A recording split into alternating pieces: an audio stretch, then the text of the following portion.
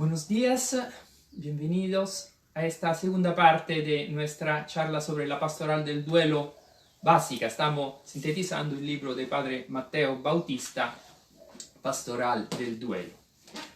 La vez pasada hemos sintetizado un poco una introducción, que es el duelo, la etapa del duelo, el duelo como proceso, un duelo deshumanizado, un duelo humanizado, y los fines del duelo y la respuesta de la psicología, de la varias escuelas psicológicas al duelo.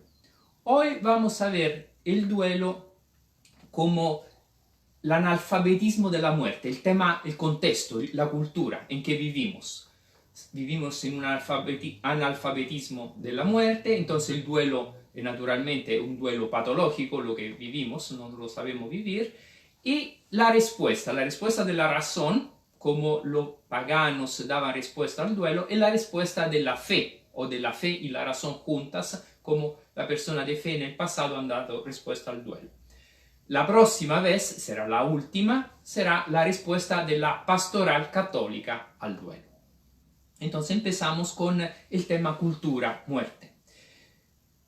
Los valores del mundo de hoy son valores anti-muerte. El valor de la cultura hipermoderna de hoy es el valor salud o salutismo, el confort, el bienestar, el juvenalismo, todo tenemos que ser jóvenes, sanos, bellos, alegres, el placer, el hedonismo, el individualismo, el consumismo, producir, consumir, tener bienes materiales. Esos son los valores del mundo de hoy. Entonces la muerte no existe en este valor, es exactamente lo opuesto de todo lo que se propone. Y se crea por esto un fenómeno cultural que se llama tanatofobia, el miedo de la muerte, la muerte negada. ¿Qué es la tanatofobia? Es la muerte como verla solo como espectáculo en el cine, muerte violenta, pero no la muerte propia. Nadie tiene símbolos para mostrar y expresar la propia muerte. No se habla de la muerte, no se cree en las religiones que hablan de inmortalidad, se piensa que son toda fantasía, no se ve más allá de la muerte, no hay nada. Todo se cree en filosofía científica, en ideología materialista, existencialista. Y así, visto que la muerte no existe, y le tengo miedo a la muerte, la desacralizo, le quito la trascendencia a la muerte, la despersonalizo, la hago una muerte anónima, la medicalizo, la llevo a los hospitales y la dejo allá, la profesionalizo, la marginalizo, no la expongo a la vida, la escondo a la vida y disminuyen cada vez más los signos.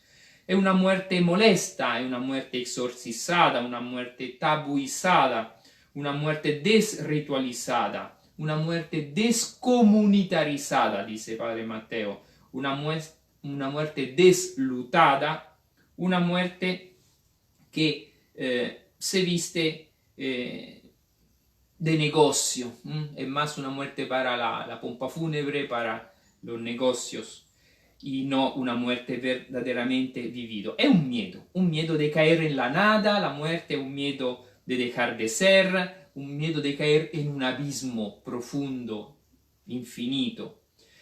Algunos hablan no solo de tanatofobia, hablan de pornografía de la muerte. La muerte está prohibida en el mundo de hoy, è indecente hacerla ver, publicarla, es como las secreciones del cuerpo, mejor no que no se vean. La muerte nadie sabe qué hacer con ella, cómo prepararse a la muerte, cómo acompañar a una persona que muere, cómo acompañar a una persona con duelo, qué respuesta dar a todas las preguntas que pone la muerte. El individuo de hoy está incapacitado para pensarla, para asumirla, para integrarla en el resto de la vida, para consentirla. Y así se crean miles de artes de fuga, de huida de la muerte, mitos de juventud, de salud, de felicidad, todo lo que decíamos al comienzo, los valores de la cultura moderna. Frente a la muerte estamos en un silencio embarazoso. Y algunos incluso inventan que la muerte se puede eliminar. La teoría del Homo Deus, del hombre Dios, de la singularidad, que vamos a morir después de los 150 años, que la muerte ya está solucionada. Prácticamente es regresar al mito de Epicuro, que decía, si estoy yo, no está la muerte, si está la muerte, no estoy yo, entonces, ¿por qué pensar a la muerte? Mejor no pensarla. Estamos regresando atrás en vez de ir adelante. De aquí nacen los duelos patológicos. Se buscan velatorios para llevar el muerto al velatorio y no tenerlo en la casa, se comercializa la muerte, se delegan personas para que se ocupen de la muerte, los ritos religiosos son reducidos al mínimo, o a veces incluso no hay más funeral en la persona. La incineración è un anticulto, un antirito. È praticamente reusar el cuerpo, reusar el cementerio, reusar la persona del difunto, quitarle l'elemento personal. È un desritualizar la muerte, un desacralizar la muerte, un desocializar la muerte, incinerar la persona. Y el duelo se deja a los médicos que usan ansiolíticos, que usan tranquilizantes, se deja al psicólogo cuando el duelo hace sufrir, como una psicoterapia. La familia vive muy individualísticamente la muerte, se reduce el luto, el negro, todo lo que recuerda el duelo. Sí, el duelo puede ser, son todos duelos no elaborados, privatizados. Algunos lo viven el duelo como si nada hubiera pasado. No siento nada, ¿qué siente nada? Es como están negando prácticamente lo que está pasando, el duelo. Otros viven el duelo como algo dentro de mí, no lo pongo afuera, pero adentro lo sufro, no lo manifiesta. Esto peor que todo, porque está negando las emociones, no está expresando las emociones, y esto se transforma en patología, en depresión sucesiva. El duelo lo deja aparecer muy fuerte, llora mucho, se queja mucho, hace la víctima, y esto también es un duelo patológico, y la gente no lo ve bien. Una persona que llora mucho, lo rechazan, se crea un vacío alrededor. Esto es la realidad de la muerte. Una muerte en que somos analfabetos. Hay un alfabetismo de la muerte, un alfabetismo del duelo. No sabemos morir, no sabemos hacer duelo. Es todo una falta de elaboración que necesita alguien que la enseñe. Y en este momento la única que lo enseña es la Iglesia Católica, que tiene todos sus métodos, sus teorías para el cuidado paliativo, el acompañamiento a la muerte, para los grupos de mutua ayuda en el duelo, lo vamos a ver la próxima vez, cómo se hacen, por la homilética para los funerales en los sacerdotes, para la pastoral del duelo y renovar la cultura, como sensibilizar la cultura de hoy a no ver la muerte como fobia o como pornografía, sino como algo natural y que tiene que ir desde las dos orillas, la orilla del muerto, del difunto, y la orilla de Dios, la orilla del Cristo, camino, verdad y vida, resurrección y victoria sobre la muerte. Partiendo de la muerte, vamos a ver la respuesta a la muerte, la respuesta laica, la respuesta solo racional y la respuesta religiosa, la respuesta de razón y fe juntos. Primero, la respuesta laica. Siempre el hombre se ha ocupado de la muerte. Ya el hombre de Neandertal, antes del Homo sapiens, 200.000 años atrás, antes del Homo sapiens, ya sepultaba a los muertos, hacía rito, ponía flores sobre la tumba. Prácticamente se sabe que hace parte de la humanidad sepultar los muertos. Cuando hoy en el coronavirus se ponen los muertos desnudos en una bolsa de basura y se botan como perros muertos, esto es un deshumanizar totalmente. El tema duelo, el tema muerte, es algo inaceptable. Nunca ha pasado esto en la historia de la humanidad desde 200.000 años, desde el hombre de Neandertal.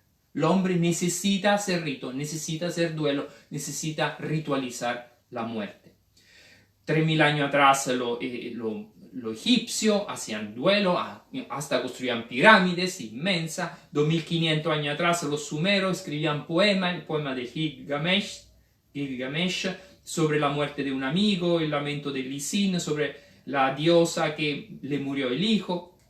Prácticamente siempre ha existido el reflexionar y el pensar y ritualizar la muerte. El mundo griego-romano es lo que más ritualiza con las consolaciones y con la tragedia griega. ¿Cuáles son las funciones del mundo antiguo, del mundo racional, sin fe, pero que razona sobre la muerte? Dice, las funciones del duelo son, primero, cerrar un ciclo. Se cerró el ciclo de la vida de una persona. Saber cerrar un ciclo para empezar un nuevo ciclo. Saber, segundo, despedir la persona, cómo la entrego esta persona a la muerte, a este otro mundo, el mundo de la muerte, de los Hades, cómo la entrego, cómo me despido de esta persona. Entonces sirve despedir. Tercera función del duelo es distraerse del dolor. El dolor es tremendo cuando te muere un amigo, te muere un pariente, un hijo, un padre, una mujer, un marido. Entonces distraerse, uno tiene que saberse distraer. El duelo sirve para distraerse, para salir de este pensamiento obsesivo de la muerte. Cuarta función es ampliar el corazón. Esto lo veremos la próxima vez. ¿Qué significa ampliar el corazón? Si tengo un corazón estrecho, no entra todo este dolor. Tengo que ampliar el corazón y llenarlo también de amor, de otra cosa, para poder enfrentar el duelo. Quinta función, aliviar las emociones, consolar. Entonces el duelo sirve para consolar personas que están sufriendo una pena, una tristeza, una rabia, una culpa, todas las emociones del duelo. Y sexto y último, combater la pena a la raíz. No solo la emoción, tratar el síntoma, sino tratar la causa, la raíz de la muerte, que es, vemos, un problema de apego. La persona que se apega a la otra persona y no sabe desprenderse de este apego. Entonces el mundo racional y sin fe presenta la muerte con esta terapia de la aceptación. Si no tengo fe, la única manera que puedo ayudar a una persona sin fe o una persona no creyente es con la aceptación, ayudarla a aceptar. Cuando falta esperanza y cuando falta fe, lo puedo ayudar a aceptar. ¿Y cómo se ayuda a aceptar? Diciéndole, dámosle tiempo a esta emoción, poco a poco va a pasar. Usamos la razón. Usar la razón significa estudiar, leer cosas sobre el tema. Más leo, más lo toco, más evito la tanatofobia y más puedo enfrentarlo. Vamos a la causa, a la raíz de la herida, que significa eliminamos el apego a la persona, desapegamos y vemos la realidad como es. La realidad, la naturaleza es que todo empieza y termina. También las estrellas empiezan y terminan, nacen y mueren. A mayor razón un ser humano, una simple criatura, nace y muere. Tenemos que aceptar la realidad y ver de frente la vida sin miedo, sin tabúes, que tenemos muchos. No postergar el problema, no evadir el problema, negar el problema, esto es lo peor. Dicen los griegos en sus consolaciones, en sus tragedias, usamos la sabiduría, no distraémonos, no negamos, sino enfrentamos el problema y tenemos equilibrio entre el loco cariño que hace desesperar a la muerte de una persona y la dureza inhumana que nos hace sentir. Buscamos el equilibrio, ¿no? El equilibrio de Aristóteles. Llegamos a la fe. Una persona que es creyente, ¿cómo lo acompañamos? Tenemos doble metodología, la razón y la fe. Y vamos a ver cómo en el mundo del Nuevo Testamento, primero Abraham, Jesús y los padres de la iglesia nos enseñan a enfrentar el duelo con fe. Abraham es uno que ha vivido muchísimo duelo. Primero el duelo de separarse de su padre, de su familia, después el tema de separarse de Lot, el sobrino, el hijo de su hermano, después separarse de Agar con Ismael, por la pelea entre las dos mujeres, Agar y Sara. Después prepararse a la muerte del hijo, Isaac, sacrifica a tu hijo, y después la muerte del hermano, la muerte del padre, la muerte de la esposa Sara, la propia muerte. Abraham ha vivido todo los tipos de duelo. ¿Y cómo lo vive? Aguantando, aceptando con mucha fuerza porque espera contra toda esperanza. Su fe lo mantiene fuerte. Es como una primera forma de fe. Confío en Dios a pesar de todo lo que me quita, pero Dios está conmigo. David se desespera, pierde 3 hijos y a los 3 hijos se desespera, no muestra un buen manejo del duelo, pero decimos se desespera un primer momento y después de nuevo confía en Dios. Jesús muestra un buen manejo del duelo, el duelo propio y el duelo de los demás. El duelo de los demás ayuda al ladrón en la cruz a vivir su muerte, ayuda a la madre bajo la cruz, el discípulo amado, ayuda a sí mismo en la cruz, ayuda a los discípulos de Maús que están viviendo un duelo, lo ayuda a vivir el duelo. y ayuda a sí mismo a vivir su propia muerte. ¿Cómo? No la evade, la asume primero, la acepta que tiene que morir. Le cuesta, pero la acepta. La integra su muerte en un proyecto mucho más grande que el proyecto de salvación de la humanidad. Sabe que su muerte sirve como siervo de Yahvé a salvar la humanidad del pecado. È un proyecto salvífico la que está viviendo a través de su muerte. Ofrece la muerte, tercera funzione para Jesús, voluntariamente, expiatoriamente, está ofreciendo porque sabe todo el valor que tiene su muerte sobre una cruz. Prepara a los suyos a la muerte, hace un duelo anticipado, anuncia su muerte, ritualiza con la última cena su muerte. La última cena es ritualizar la muerte en la cruz, es una forma de vivirlo ritualizando con símbolos, y los símbolos tienen toda su fuerza para vivir esta muerte de otra forma, no solo forma espacio-temporal, material, una forma más grande. Y después vive la muerte en el Getsemani, la hora de la muerte, llegó la hora, ¿cómo la tengo que vivir esta hora? Y la vive al final sobre la cruz, esta muerte, transformándola en resurrección.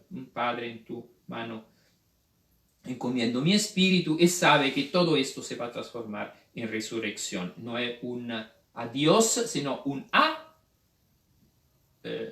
raya Dios. Adiós. Eso lo dice varias veces el padre Mateo Bautista. La muerte es un adiós. Nos veremos hacia Dios. Adiós. ¿Dónde está Dios? Entonces la muerte es un liberar de esto yo narcisista, replegado sobre sí mismo, que quiere ser inmortal, e ir a Dios.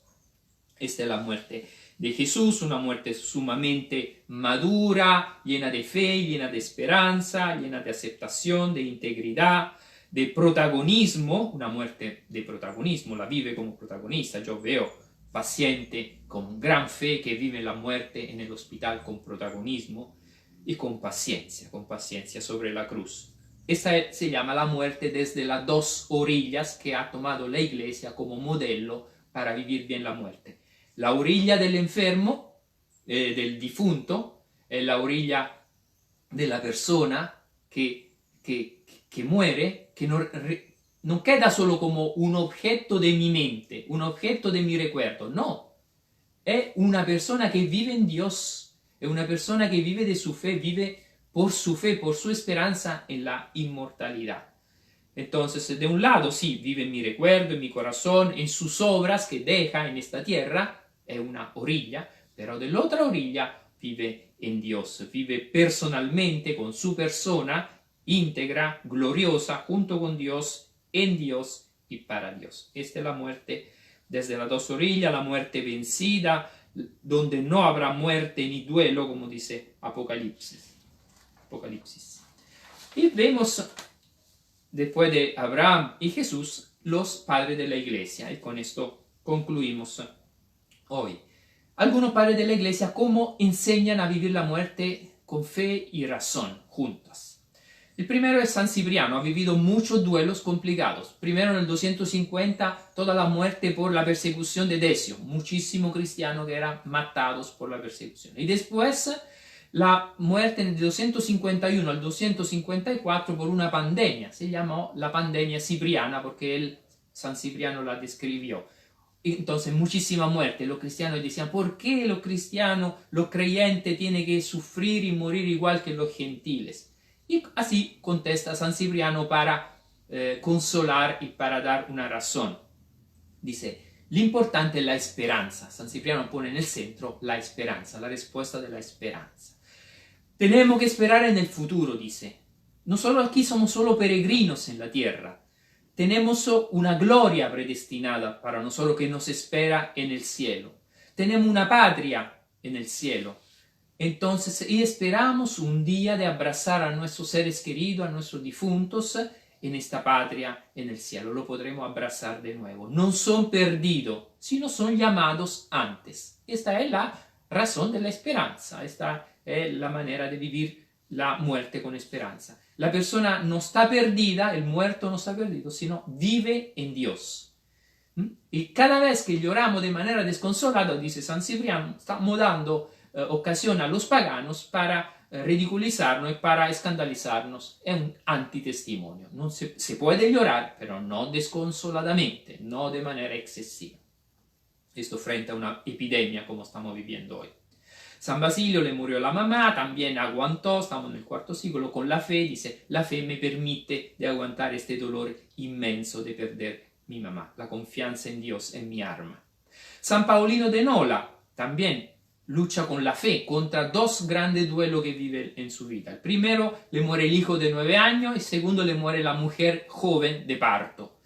Entonces dice San Paulino, la fe es mi baluarte contra los asaltos de una mente oprimida.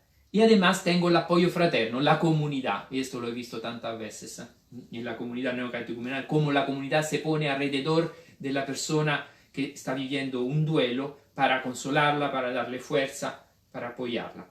Es permiso llorar con los que lloran, dice Romano capítulo 12, versículo 15, y cargar con los pesos de los demás, todos juntos luchando contra este duelo. San Ambrosio le muere el hermano, también lo sufre muchísimo, lo busca ansiosamente, lo necesita, no se puede adaptar a esta pérdida y lo resuelve de esta forma, dice, primero la esperanza, también como San Cipriano dice, la esperanza es la que me da fuerza, la esperanza es, no está perdido mi hermano, sino no está aniquilado, sino acogido por Dios. Mi hermano está en la mano de Dios. Y la otra sugerencia que da San Ambrosio es, hacemos hablar a este hermano difuntos. El tú del difunto dice, entra en tu mente, del doliente, se pone a tu lado y te enseña cómo sufrir, te consola, como el difunto que consola al vivo. Hágalo hablar. ¿Qué te diría en este momento? ¿Cómo quería que tú estás viviendo este sufrimiento? San Jerónimo, otro padre de la iglesia, mezcla fe y razón. Está consolando a Blesila, que muere, está consolando a Paula, que es la mamá de Blesila. Y le dice, no dejar el duelo a la merced de la pura emocionalidad. La lágrima sí, pero no inmoderadas. Haz este ejercicio, dice San Jerónimo. Tu amor, dalo en parte al difunto, en parte a ti mismo y en parte a Dios. O sea, distribuye tu amor a todos, no solo al difunto llorando desconsoladamente, sino distribuye tu amor a Dios, a ti mismo y al difunto. Y después le dice, el difunto tiene que pensar en la realidad del difunto, no en tu imaginación. La realidad es que no está solo, está con María Santísima, está con Dios, no ha dejado la felicidad. Simplemente ha dejado este miserable mundo lleno de problemas, lleno de dolores. Y está con Dios, está vivo, está presente en la mano de Dios. Entonces abrázalo, no lo puede abrazar físicamente, abrázalo en el recuerdo, en la fe. Y San Agustín, para completar. San Agustín es muy interesante porque se ve cómo vive el duelo pre-conversión y post-conversión, sin fe y con fe. Sin fe, San Agustín le muere un amigo. Todavía era un pagano, San Agustín era un filósofo, el amigo también era un filósofo, los dos jóvenes.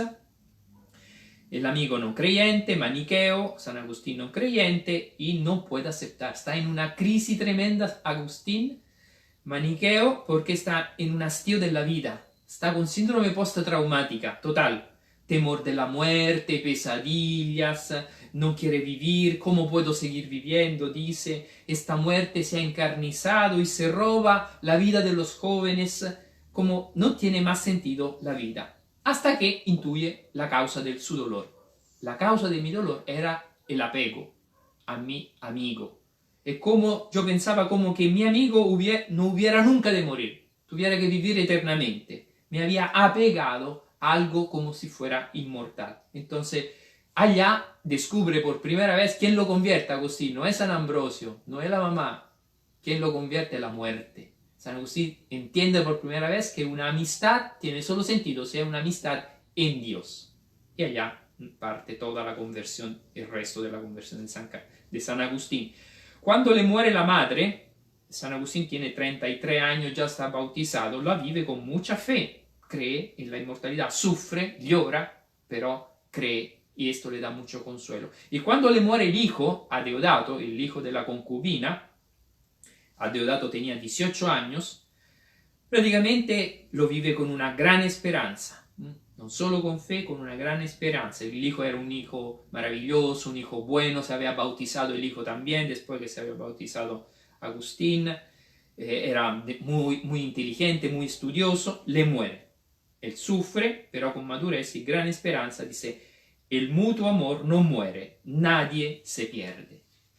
Y Agustín después, cuando será obispo, escribirá cosas bellísimas sobre el duelo. Dirá: para entender el duelo tenemos que imitar a Abraham, a Pedro, a los mártires, que cómo supieron morir, cómo supieron enfrentar la muerte. Lo malo no es morir, porque muere una parte, muere un cuerpo. Lo malo es la segunda muerte, cuando te muere el alma, como dice Apocalipsis. Esto es lo malo. Temer la segunda muerte, no la primera muerte, que es la muerte solo del cuerpo. Y después dice Agustín, temer la muerte es no querer ir a Cristo, hacia Cristo, como estoy odiando a Cristo, temer la muerte, y no creer que muriendo empieza uno a reinar con Cristo. Entonces temer la muerte es una antife porque no quiero ir donde está Cristo y no creo que la muerte me da el reino, la gloria, me da todo, me da la resurrección. Entonces cuando uno teme la muerte solo significa estar pegado a su cuerpo. Después dice Agustín, exhorta a no ser siempre triste, a no quedarse solo en el desahogo, siempre desahogándose, sino a creer más en la resurrección. Resurrección de Cristo, resurrección con Cristo. Vivir en el amor de la resurrección de Cristo. Es la resurrección la solución verdadera al tema del duelo y de la muerte. Resurrección significa hay un poder, el poder de Dios que vivifica lo muerto. Lo podemos ver también en la segunda lectura del domingo. El espíritu que vivifica. San Bernardo, no es padre de la iglesia, pero también muestra algo interesante, le muere el hermano Gerardo.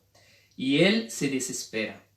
Al comienzo retiene, dice: yo tengo fe, soy San Bernardo, no puedo expresar este dolor. Y retiene hasta que explota. Explota y dice: lo confieso, la pena, el dolor, la tristeza por la muerte de mi hermano me superó. Debo sacar fuera lo que sufro adentro. E empieza a llorar con mucha lágrima y dice: brotad, corred lágrimas, tanto tiempo reprimidas. ¿Acaso no me ha matado también a mí la muerte de mi hermano? Ojalá se me concediera morir yo inmediatamente después de ti, hermano Gerardo. El duelo es como si me ha sido amputada una parte de mí. Mira, está hablando un santo, uno de los más grandes, San Bernardo. Y se me dice no sentir, pero yo siento, porque mi fortaleza no es la de las piedras y mi carne no es de bronce. Mi dolor me está siempre presente. San Bernardo sufrió muchísimo el duelo, entonces también tenemos que comprender la persona que sufren demasiado y necesitan desahogar su dolor. Pero quedámonos y terminamos con María Santísima, la dolorosa, que sufrió infinitamente. Una espada te atravesará el alma, porque amaba infinitamente a este hijo joven que le murió, pero contempla a este hijo en la cruz, lo entrega al Padre, cree en la resurrección y vive por su hijo resucitado. Entonces vive con inmensa esperanza, vive con fe este duelo y al final lo vive comunitariamente, se reúne con la comunidad esperando el Espíritu Santo en Pentecostés y vive su duelo feliz. Esto es nuestro mejor modelo de duelo en la tradición de la Iglesia. La próxima vez, en la mañana vamos a hacer la última charla, será sobre la pastoral del duelo de la Iglesia Católica. Hasta mañana.